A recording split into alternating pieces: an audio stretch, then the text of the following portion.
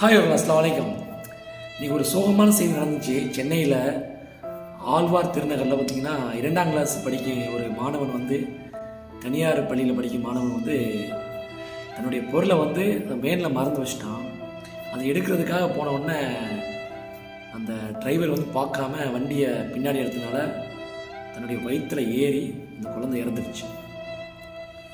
இது ரொம்ப கஷ்டமான விஷயங்க. தயவு செய்து இந்த வாகன ஓட்டுநர்கள்லாம் பார்த்திங்கன்னா, இந்த பள்ளிக்கூடங்களில் வாகன ஓட்டுநர்கள்லாம் பார்த்திங்கன்னா முன்னாடி பின்னாடி சிறுவர்கள் இருக்காங்களா இல்லைன்னு பார்த்துட்டு வண்டி ஓட்டுங்க.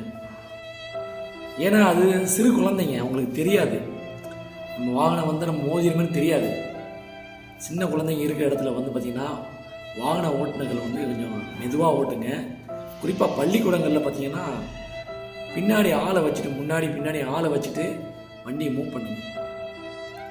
உயிர் போனால் திரும்பாது.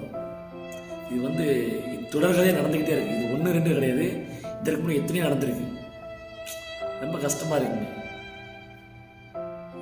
அந்த குழந்தைக்கு இறைவன் சொர்க்கத்தோடு அனைவருமே பிரார்த்தனை பண்ணுங்கள்.